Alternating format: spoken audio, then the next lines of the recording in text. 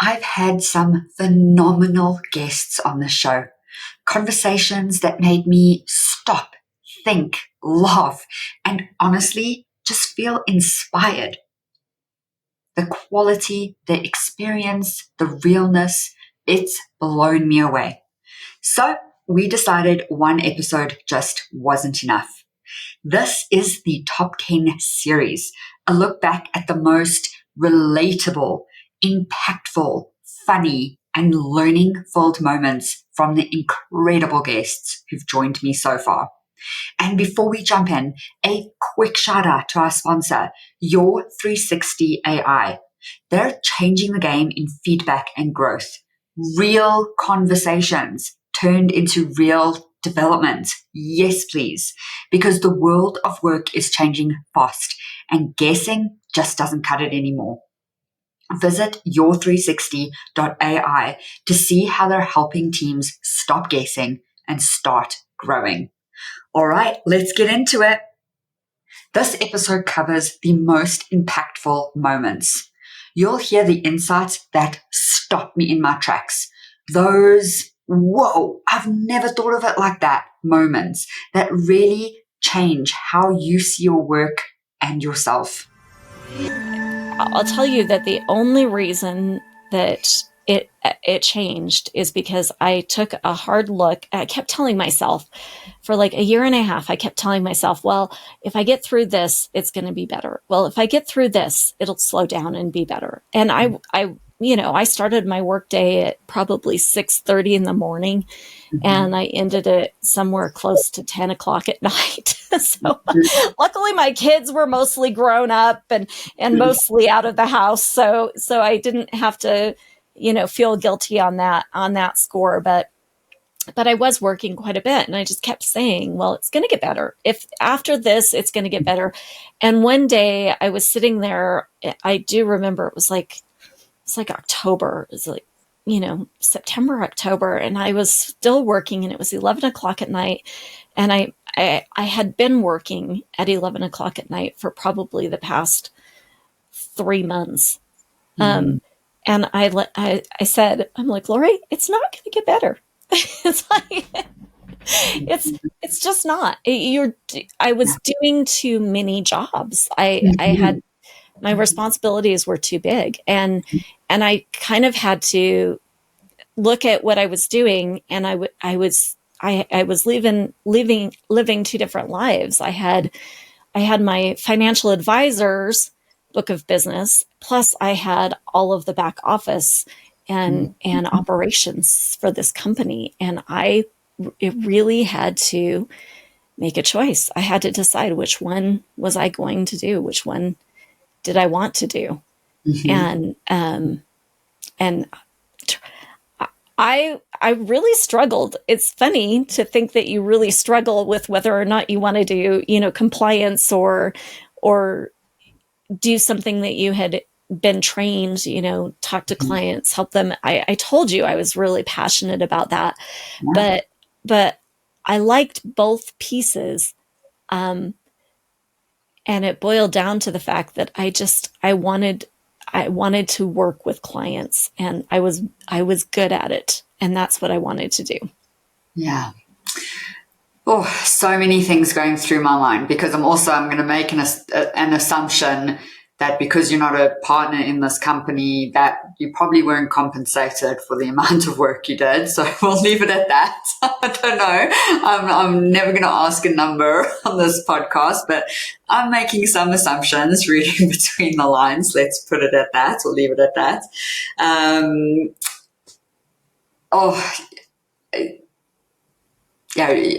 I'm just thinking the whole time, you are super smart. You're such a smart person. And so I'm so glad you eventually came to this. Like, you can't do both, right? You're working at 11 o'clock, you're working for someone else, you're bringing in all this revenue, and you're just not giving yourself the credit, the space, the permission, to step into that next, to who you actually are. Like, that's what keeps coming into my mind. Yeah. So now So did you have to leave there to choose between the two things? Yeah, I just don't think that if I had stayed but said, "Hey, I want to concentrate on, growing my book and being a financial advisor," I don't know how I'm not sure I could have given up all the other jobs, because you see them and you're like, but they're not getting done exactly the way I would do them, right? And also, I don't think I would have been able to leave, because I had been doing for so long in so many different places. It's way easy to think, well, she'll just, do it. So I decided that I was going to build out a brand. I had seen an example of this. One of the other advisors at the firm had gone and built out his own brand and done a DBA, so a doing business as, under his own brand. And I told my husband, I remember when I decided that, okay, I'm going to go the advisor route. That's where I want to be. That's who I want to be. I said, but I can't unless I can find a name for my business, because I'm not doing it unless I can find a great name. And he said, well, why not Fearless?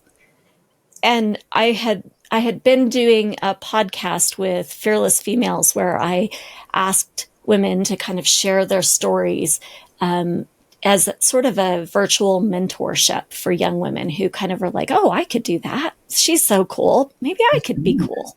Right. And so I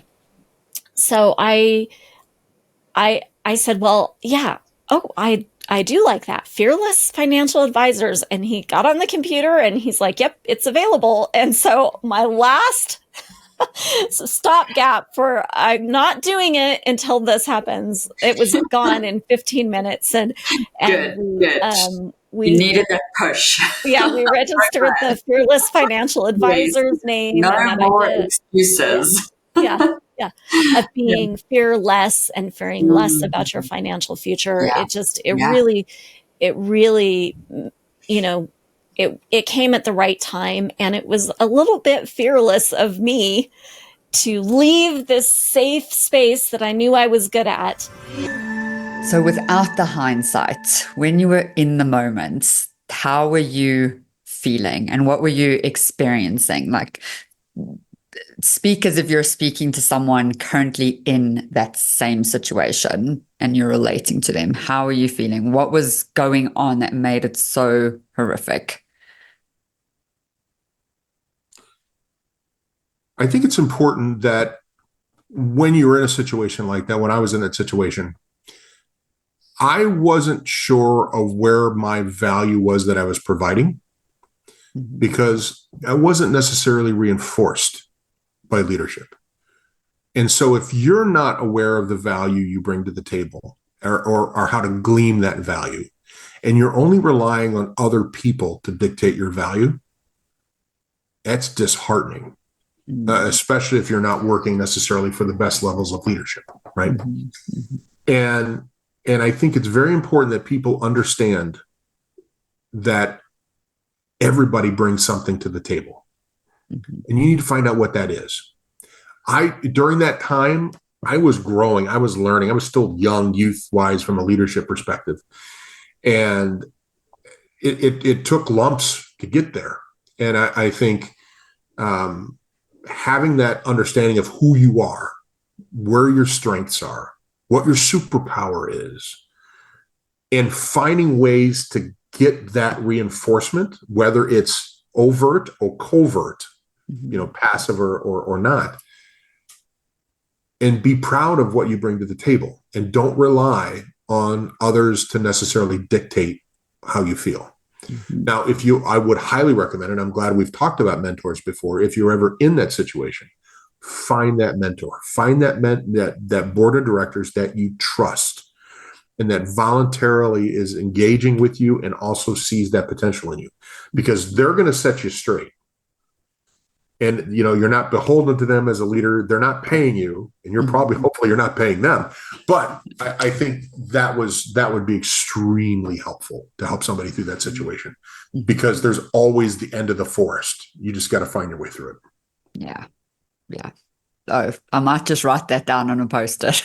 There's always the end to the forest. That is so true. And yeah, I just want to highlight something that you said there with mentorship. So I have been, in my career, I've been tough and I've been individual and I can get through anything and I'm resilient. And very recently, like having moved to America and sort of starting my career, not from the beginning, but like over again, and then having my own business. And now, like, I swear I will not go a month without a coach and a mentor. So both of those things, very different roles. But yeah, I will not ever Imposter syndrome is a real thing. And that's a whole other podcast, but yeah. Yes, it is. I know. And actually, funny enough, it's coming up in all of my episodes. Like in all of my chats, like I've been having quite a few this week, and last week, but yeah, that term is coming up a lot. So I think let's dig into that just a little bit. But I'm like, I think I need to write a big blog post about this. And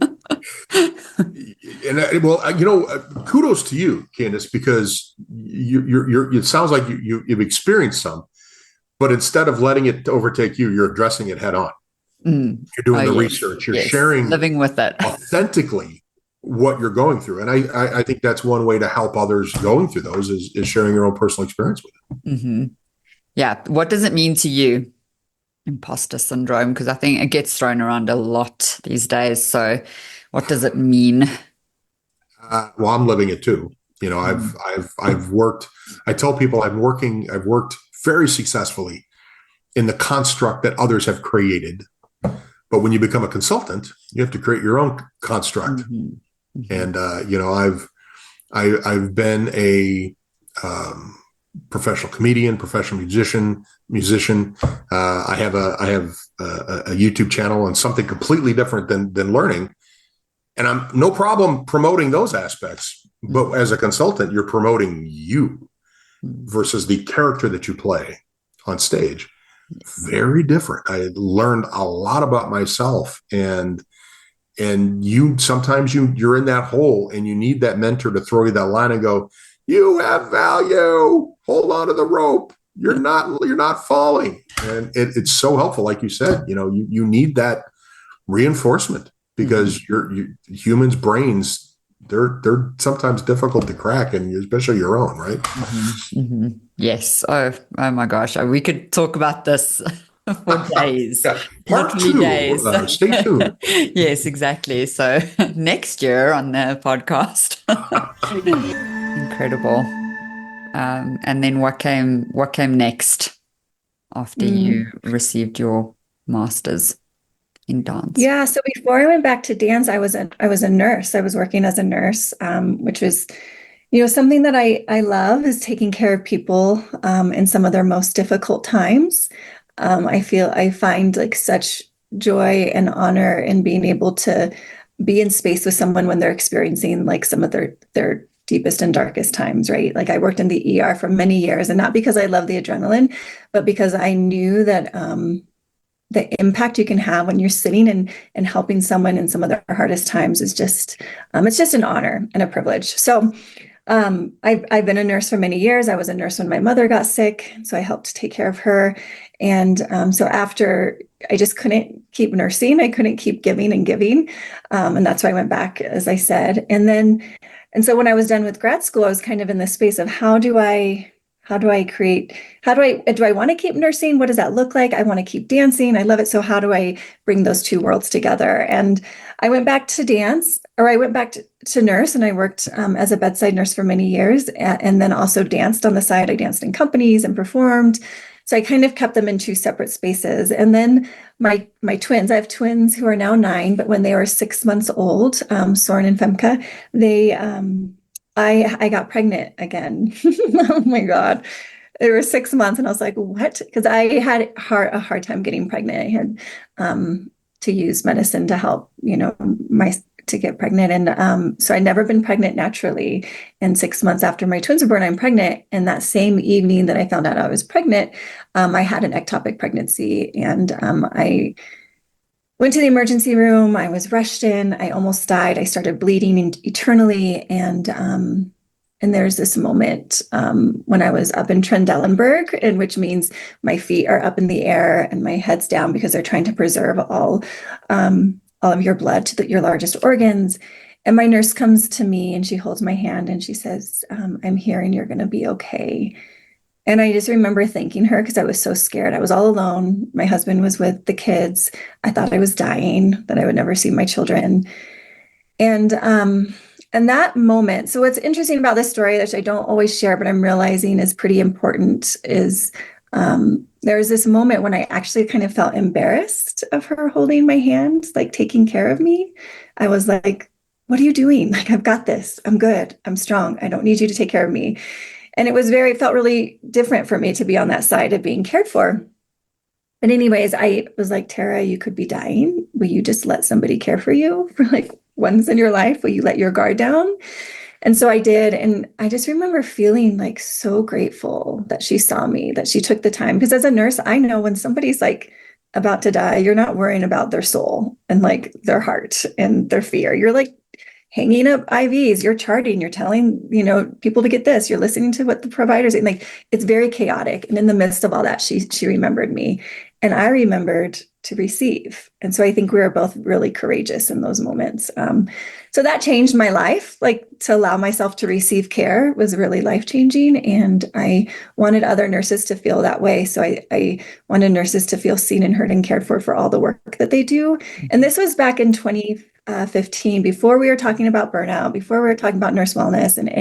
And so I started bringing my arts, because that's how I felt cared for, was through dance. So I brought together the arts and play and dance to care for nurses. And I'm just like putting the breadcrumbs because we're going to get to, your job in a bit. So that's why the question. Okay. So you're doing 2 things full-time, 1 thing half-time. Yes, might lead to more burnout. So during those times, like those dips, how do you get out of it? Like, how do you stay motivated? And I suppose there are 2 questions there. So how do you keep going day to day? And then how do you, to the medium term, like get out of that situation? In that scenario, that's a really good question, because I didn't really know how to answer that myself. And quite frankly, so this is a part of my speech and my story that I do. During that time, my husband was also deployed. And so I was alone, kind of doing all these things. And on one hand, it was nice because it took up a lot of time, that I just had a lot of time, free time, because I was just kind of by myself up there. Mm-hmm. And on the flip side, I didn't really have anyone to support or anything else to focus on outside of work. I took up a hobby to try and help, so woodworking. And that became a second business, essentially, like a side business, because I was good at it and people liked it. So I started selling things at a local market and then online. So I would get home from work, and then whatever time I had left, I was in the garage building until bedtime, which created a different demand and stress in its own sense. So I did try hobbies. I got to the point where I went to a therapist on my own. I tried to see a therapist. That was not helpful for many reasons, because I wasn't changing anything at work that was creating some of this.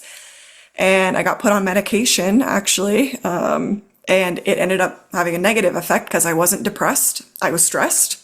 Mm-hmm. Mm-hmm. So that almost put me into the hospital. I was a phone call away from actually admitting myself into the hospital, just because of how I was feeling. I just felt so overwhelmed, like I couldn't manage it. My friend walked in and thankfully saw how frustrated and I was, emotional about to make this phone call. And she stayed with me overnight, a few of the nights. So we kind of got back on track that way.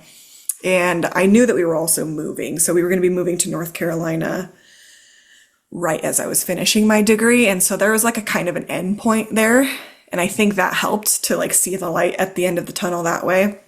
and just holding on hope that once I got this degree, I kind of had this waiting for when mentality. When we move, when I finish this degree, when this happens, then I will feel better. So that's what I was kind of holding on to. And then we moved, and I couldn't find a job for 6.5, 7 months, even with a master's degree in social work, a license, all of that fun stuff. Because as it turns out, the area that we moved to in North Carolina is extremely saturated with military spouses that are highly qualified. And then they also had an MSW program right there in the city. And so they would market their interns and stuff first for those roles. And it was a huge struggle. I actually enrolled in like 2 or 3 different degree programs, started and stopped like 4 or 5 jobs because they were not a good fit, just trying to find something. That was also a dark time. Yeah, and moved again away from friends you had just built. Even farther. Yes. Oh, man. Okay. I want to go back on that waiting on when, because I think a lot of people, and I can speak for myself and definitely a lot of conversations I've had, in that when I get a job, I can blah, blah, blah. So, and that's a reality. And I can honestly like self-reflect and say, that is me. And I constantly work on, no, today is the day that whatever happens, like to be happy, to be content. How do you get over that? Like that waiting on when? I have a lot of thoughts about it now. Then I kind of realized in that moment that when already happened and I'm still in this same scenario. So it's probably better to focus on what is in your control day to day and, making the most out of each day rather than looking forward to something that you may or may not have control over. Now, this is where values comes in huge for me, because I think you can always show up and choose to show up in your value system, even if the world around you isn't. And I much prefer to seek out roles or opportunities that are aligned to my values rather than a specific role or title or company or compensation range, because those things are always going to be flexible and sometimes outside of your control as well. And they're not going to, just having the title isn't going to bring you the satisfaction, but showing up in alignment does. Okay. So college, what did you study? Theater.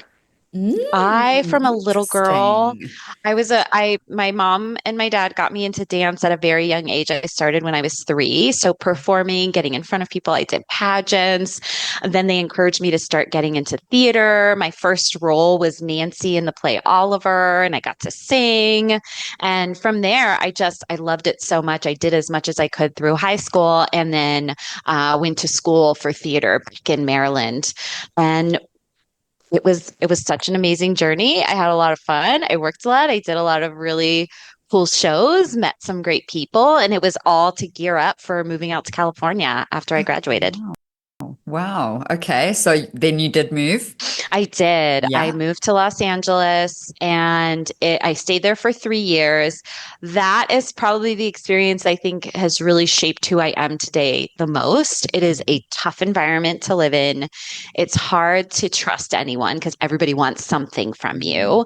And I wasn't successful. I was a very, very small fish in a huge pond of people who were better than me, better looking than me, better bodies than me. I mean, all of the things. So it was just a lot of rejection, which I think created some mental toughness. And I came back to my hometown in Maryland, kind of with my tail between my legs, feeling a lot of shame for having failed. And it also, I got through it. And now there's this opportunity for something new that I never thought of before. And so I started to shift my mindset because I think Los Angeles really had put me in a darker place. And coming back and reflecting back on that experience and finding a way to move towards action helped me get out of it. How did you get through that? Because I think so many people are going through that, applying for jobs, getting rejected. I speak with so many people going through that, and I would just love to understand your mindset, your shift, what actually got you through that, because that is rough. 3 years of trying and not getting to where you want to be. Absolutely. For me, the biggest thing that has helped is just constantly moving to action. And I've gotten to a point now, I wouldn't articulate this in my 20s, but I can articulate it now. I focus on thinking like a scientist. Everything is an experiment. This life is a big experiment. The work that I do is a big experiment. So every day I'm just going to try something out. And then I'm going to get feedback, collect data on it, make tweaks, what's working, what's not, and then I'm going to shift and change. So thinking like a scientist, which is not a natural place for me, the analyzing, that is not a natural place, but I love the experimenting and trying something different and the action that comes with it. It's kind of taken some of the emotions out of it. So if something doesn't work, then I can say, okay, that experiment didn't work, not me didn't work. So I think taking yourself out of the equation, it's not something personal. I didn't fail. This experiment failed, or what I tried to do didn't work. What did I learn from it, and how do I move on? And that, it took some time to get to a very grounded place around that. And when I came back, didn't know what to do. I said, well, I need to make money. So I'm going to get a temp job. Wherever I can get a temp job, I'm going to get a temp job. And I just happened to land in a place, not the work I loved, but I met a woman who became a mentor and a coach to me and my leader for the next 5 years. And she really changed how I viewed my own potential and possibilities. This episode is sponsored by Your 360 AI. Developmental feedback turned into actionable growth. Let's face it, the world of work is changing fast, and if your teams are not sharing honest feedback, everyone's going to be left behind. Your 360 uses voice AI to really uncover those things that surveys just miss. It is real conversations turned into real growth. Stop guessing and start growing. Visit your360.ai today. So tell me something that you created, something that you did, and you saw it being implemented in the real world, or, you saw it being used, or someone said something to you. What was that like? And, I think it would come to you pretty easily, where it's like, yeah, that was the moment when I just knew the impact I was making. Yeah, so to go back to the course that I worked on that was for doulas and midwives, what they have found is that the postpartum death rates for women are a lot higher than they should be in the U.S. And they felt like accessing doulas and midwives to encourage women to seek medical care would help decrease those rates, right? They're already engaging with the people that are impacted. They are already building those relationships. And so we work together to help them. So doulas and midwives can't diagnose, right? But they can recognize some of those urgent warning signs. And so part of the learning experience was to help them recognize those warning signs. And the other part was to help them kind of leverage their relationship that was already intact. Because a lot of women aren't going to seek medical care. And there's a number of different reasons behind that, right? It could be that they don't see the warning signs themselves. It could be that they don't have transportation to the healthcare facility. It could be they don't have childcare for the baby or any other children that they have. It could be that they don't trust the medical system, right? There are lots of different reasons for someone not taking advantage of healthcare. And so the doulas and the midwives, we were teaching them how to kind of leverage that relationship that they've already built to do some of that discovery so that they could encourage them to overcome some of those things and seek out that medical care. So that said, after the course was completed and went through its first kind of pilot test, we received feedback from one of the participants that in a conversation very soon after that course ended, she was able to recognize what was happening in one of her clients and urge them to seek medical care. And that client was told that that was a life-saving decision on her part to be able to go in and seek that. So I think, knowing that what we're creating, it doesn't just work for the learner, but it has a ripple effect and impact on so many other people and things. Like, this saves someone's life, right? And so that to me is where I feel like, okay, I'm doing the right things. Keep going even when it's hard. Yeah. Okay. You seem like you push yourself. That's what I'm getting from this. You like to just figure it out, but you don't,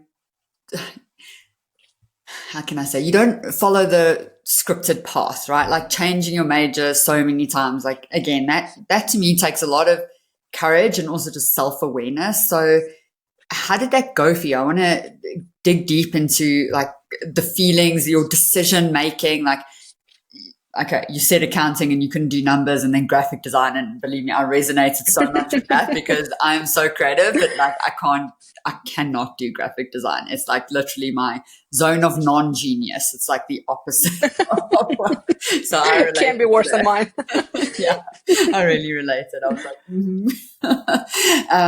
yeah. So just take me through like your thought process or your experience through that for maybe anyone listening who's like, oh, I'm really not enjoying what I'm doing, but I've committed, and what went through your mind and emotions. And I think about this question a lot because I always think, I'm pretty like reflective as a person. And I think, and I've been on podcasts, of course, before, and people would ask me this question. And I think it boils down to like, the only thing I can pinpoint it to, like, it wasn't some conscious awareness or like the self-awareness. I think it was just, I didn't want to feel like a loser. Because I felt like a loser throughout my high school. I didn't fit in. I was picked on. I was bullied when because I moved from Russia. Mm-hmm. So at the age of 13, I moved from Russia to the US. So I mean, age 13, obviously a lot of things happening in a young woman's body, right? Like, so like all that is through the roof. A lot of life changes happening. And on top of that, like I moved to a new country. I didn't know the language very good. So, and then there's just like, I had this like strike of just like feeling like I don't belong, feeling like a loser, feeling like I don't know what I want, not good enough, not smart enough. And I think it was just my effort to try to prove that I am smart. And that's just because I haven't found my thing. And you know what I mean? So like, and I've spent the majority of my 20s trying to prove somebody or myself. I don't know. Maybe I need to go talk to somebody, but I've been trying to like prove to myself that I'm not stupid, and I do belong somewhere, and I do fit in, and I have value to add. So I think going back, it was like, I didn't want to settle for any particular thing just because somebody told me to, because I was like, it didn't make me feel good. Like I'm not good at this. Listen, looking back, like now, could I be good at a lot of things? Sure. The mature me now, I'm like, yeah, if I probably put my head down, like I could probably get good at certain things, but I wouldn't enjoy it, and I wouldn't be great at it. Like it would do nothing for me as it wouldn't fulfill my soul. Mm-hmm. And so it wouldn't make me feel good, because I would just feel like I'm just trying to fake it until I make it kind of thing.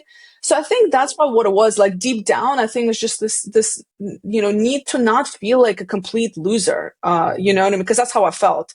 Because I didn't get good grades. I barely like passed high school, struggled through college, couldn't really stay with one industry, one job, kept jumping around, so honestly, I think it just comes down to that. I just didn't want to feel bad anymore. And one of the big things about burnout is that it really knocks your confidence, and so you compare yourself to your peers. And what I saw as I looked around me before I'd spoken up was everybody coping, everybody turning up to work with a smile on their face, looking neatly presented and doing the job, and staying late to do overtime with a smile on their face. And I assumed wrongly that everybody was fine. If you'd looked at me at that time, you would have seen me doing exactly the same, turning up with a smile on my face, performing, doing well, going home. There was actually nothing to suggest outwardly that I was struggling if you'd looked at me at work. So that was really why I didn't speak up. And you asked about what my lowest point was. I mean, as you said that, I could think of several, but I think the one that really stands out to me the most was a moment where I had done a series of night shifts, and I'd asked my hospital for a day off work, a Saturday, for one of my best friend's weddings, and they had basically denied my request, and they'd given me they'd given me night shifts up until the Saturday morning. So I'd asked to have the Saturday off, and I'd been put to work until Saturday at 8 a.m. So I'd worked 8 hours of Saturday, technically, from midnight till 8 a.m. But in the hospital's eyes, that was a day off. And there was no opportunity for me to swap that shift. And I drove from that shift the 3 hours to my friend's wedding. And I remember being there with having had no sleep. I hadn't even had time to wash my hair. And I was so exhausted that I remember being talking to the other wedding guests, and there were people there that I hadn't seen in years. And, you know, when you're making small talk with people, and there were some of my best friends there, and I couldn't hold a conversation. I couldn't think about anything other than work. I was thinking about my patients from the night before. I was thinking about whether I'd documented things. I was thinking about whether I'd had the right conversations with the right people, just generally questioning myself. And I went into panic mode. And halfway through a conversation with a particular, just somebody I hadn't seen in a few years, I just had to walk away. And I went to the toilets at the wedding, locked myself in the toilet cubicle, and just broke down in tears, thinking, I can't even socialize anymore. What the hell am I doing with my life? This has broken me. That was the real low point for me. And I think people probably thought I was drunk. I hadn't touched a drop of alcohol. But, you know, when people have these kind of emotional moments. And of course, I wanted to hide the fact that I was struggling, and, you know, try and enjoy the day, and not let my friends see that I was having a tough day or anything like that. So it was just a really, really tough day. It was meant to be a fun, enjoyable experience, and it wasn't at all. So I don't know who needs to say it and who needs to. I think I know who needs to hear it. If I could get the ear of my 17-year-old self on the as a cashier, I'd say, this job you're doing, you are building skills. Everything you're doing here has a point and a purpose. And then, you know, he'd go, I don't care. I'm just doing this as a job to buy another guitar. It would be to the other people around them saying, and do you know what? Maybe this comes with the patience, how patient they were with me. It's almost, if someone could have said, when you're being polite to those customers that you wish would just disappear, especially when it's nice and closed branch, and then a whole flurry of people come in and you look up and go, oh, right, you're building skills, and these are the skills you're building. And this is how this will pay off in the future. So I think it's around, when you're young, you just feel when you're at the bottom, you're just being trodden on all the time. And maybe that is the case at some point. But if you knew you were skill building, and you knew that those were rungs on the ladder, and that you were progressing in some way, then you wouldn't feel as if you hate Mondays, or you're wasting your time, or you're rotting in this job, or whatever it is. And maybe you'd advance up the ladder even further. So I don't know who's having that conversation and whether the beneficiary is really listening. But I wonder whether on those days when you really don't feel like it, what are you still learning that's going to help you later down the line? Because like you, Candice, when Sunday comes along and I look and I go, I do actually really like Mondays. I love the people I work with. I can't wait to chat with the team. And I don't know what's going to happen on, when I open up LinkedIn. It's kind of, I feel so lucky. But if I could have told 17-year-old David that what you're doing now is going to lead to that, but maybe faster if you knew what to do with the lessons, then then maybe that would have been an easier time. Yeah, I mean, there was a version of rock bottom there where the business was going south for probably 8 months before I was willing to admit that it was actually falling apart. And I literally got locked out of my office. Like I don't know how many months behind on rent. I was living in a really crappy apartment thing, and just the whole thing was just pretty bad. And it was when I got locked out of my office, I'm like, oh, okay. My parents, who were sort of watching this, so I'm in Vancouver at the time, they're in Ontario, they're watching this from a distance. They did what parents do. They came across the country and sat down with me, and I'll picture it forever.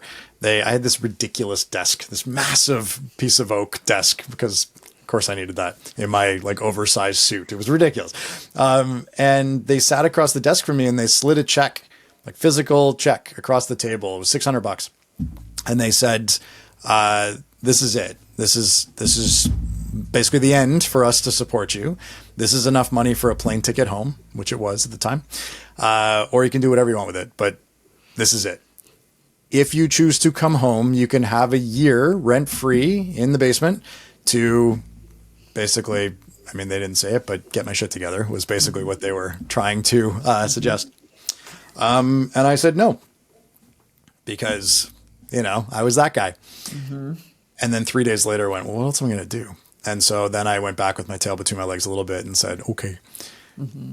And I moved home and curled up in the basement, sort of licking my wounds, right? Like when business has been going great, it's pretty much the worst thing you can imagine as a 22-year-old is having to move home, right? And rely on mom and dad. Mm-hmm. And they were exceptional about it. And I'll always be exceptionally grateful to them. So I'm in the basement. My dad's office was also in the basement. My dad wasn't home a lot. He was working a lot. But his office is there. And the reason this matters is because his bookshelf was full of business books, mostly biographies from like the 80s and 90s. So there's, Izzy Asper and picture Jack Welch and these, Lee Iacocca, like these, sort of titans of industry from the 80s and 90s. And because I had very little else to do, I started reading some of these books. And I was really enamored with a few different things. One, the sort of the humanity of these stories. Two, the dawning realization that at the time, pretty much anything you wanted an answer to was in a book somewhere. You just needed to find the book. And so I went down this rabbit hole where I started reading 4 or 5 business books a week. And I was reading them for the sake of consumption. I felt like I would get better if I just sort of housed more information in my head. But nothing was changing because, shockingly, Candace, you actually have to do something with the information for it to create any sort of impact. Yeah, who knew? Yeah. And that realization that it's not about knowledge consumption, it's about application of knowledge that creates value was 20 plus years ago. And it was the turning point for me that has shaped the last 2 decades of my life, because I became obsessed with this idea of taking ideas that exist out there and turning them into lasting behavior change. I mean, if I'm honest, it's like a lot our fault. I hate to say that, but honestly, we have to be more aggressive about it. We have to be more vocal about it. We have to advocate for ourselves. And the accountability piece on the back end of learning initiatives is really what's lacking. Like, yes, we need to demand a seat at the table and to demand to be brought in early. To the extent possible, we need to be more aggressive about saying no, or at least like being more aggressive about really like laying out the facts of why we don't think a specific learning intervention, for example, is not the right solution. But where I think it falls apart is there's no accountability on the back end. We deliver something and then go away because we're not resourced. We don't equip leaders, quite frankly, with like, okay, your people came through a learning intervention and here's a coaching guide to support them. Like, here's what to look for before they were taught this new thing. Follow up with them. Here's what to look for afterwards. Here's what to ask them. Here's how to support them. how do we then hold the leader accountable to hold their people accountable? Like there's so much more that needs to happen after the fact. It's hard. Like there's the systems that need to be put in place, the accountability that needs to be put in place. The leaders have to be really solid coaches themselves. Like if our leaders showed up as coaches, not managers, game changer for the learning function. So, I mean, I could preach about this forever. Sorry. Yeah. I get very preachy about it. Well, look, the one mindset that I really want to get into people is you have to create time to be future ready. Right? It's not going to happen on its own. You can be dragged along by the future and moan about change being something that other people do to you. Oh, no, boss has come up with another idea. And you can feel like a victim. And there's all negative energy. It doesn't help you in the long run. So the simple thing that I always try to get everyone to do is to make a little time in their day to think about the future. It really is as simple as that. And I give out these notebooks when I give my talk. I've got one here actually. This is a ready already passport. Yeah. I mean, it's only a notebook, but it's made like a passport, so it's a pretty indestructible thing, quite deliberately. And I just encourage people, just say, carry this thing around for 28 days. Try it. See if you can get to 28 days without leaving home without it.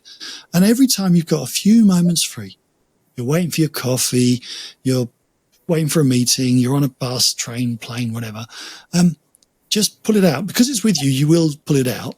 And just sit with a pen and just think about the future. Think, what have you seen? What didn't go well? What do you think you could do better in the future? What might be different 6 months from now? What would you like? And just have that time with yourself and your future thoughts. Because what's happening, as I observe it, because technology is so pervasive and so amazing, we've got these devices, smartphones, tablets, laptops, whatever, that are brilliant at getting us through each day. They make us today ready, I call it. They don't make us future ready. They're pings of notifications say, right, your next meeting starts in 5 minutes. Oh, better get there. And then there's an email. Oh, there's a notification. There's something from the bank. I need to deal with that. All this stuff, it drags you back to the present. None of it helps you to think beyond the present. It just gets you through the day. And you go to bed exhausted and you wake up next morning and do it all again. Now, that for me is not a recipe for success. So I really try to, the mindset I want people to have is I have to make space for the future. I have to have time thinking about it, pondering it, and ultimately talking to others about it, because that's the only way we're going to create it. Otherwise, it's going to be created by somebody else and it's going to happen to us. And that's not the agency I want to have over my future. I want to shape things because I've got good ideas. I can do this. Mm-hmm. Oh, that is the best advice. And I love that it's a passport because people can carry it and take that out instead of their phone. Right? Like well, I'm always realistic. People are always going to take their phone, aren't they? But if it means you spend world. yeah, but if you spend one moment where you'd have gone and scrolled through your social media or played some game or gone through some app that's pointless or whatever, how much time do we all waste doing that? And instead of that, you just thought, actually, I'm going to just sit with my thoughts. I'm going to stare out the window. I'm going to just see what comes to mind. I'm going to have a look at what I wrote last time and pick up where I was. We all know that's a better way to spend your time than scrolling through whatever those app notifications are, because they'll just, you clear them, they'll be back in 5 minutes. Yeah, so absolutely. Do something for you. It feels so obvious. And I'm actually very hopeful. So there's a whole movement on Alpha Unplugged, which is my kids' generation. So they're 8 and 10. And, and even if I'm on the phone, they'll tell me, get off the phone, so now we have phone-free spaces and times and moments and all of that. And, it's driven together, but largely, they call me out on it. And they're like, well, you don't need a phone. I'm like, yes. Yeah, I'm so hopeful for this Alpha Unplugged generation. So I'm optimistic as well. I was very excited. We have an initiative here in the UK called Phone Free Schools, which is starting to get some traction. Yes. And I mean, it's because the school is literally a future-ready environment. It's literally every day you go into school, you're doing something for your future. You're not learning something that's going to make you brilliant today. It's all about building you into the person that you will become. So the destructive nature of those phones stealing our attention away from our future thinking is really damaging in a school environment. And we're only starting to understand this as we see the studies coming, because it's like most tech, it's a live experiment and we're all the guinea pigs. And so, yeah, the simple notebook idea, notebook and pen, it's got to be pocket size. It's got to be convenient that you're not going to think, oh, it's too heavy, I can't get that in my pocket or my bag. But you've got to have it with you and just try it. And I guarantee if you try it and you stick with it for 28 days, it will just become a habit for life. And you'll go out without a notepad and you'll think, ooh, I'm missing something here. I'm not complete without my little book. Yeah. Oh, yes, definitely. I'm constantly pen, paper. I've got so many pieces of paper everywhere. Get it out of the brain.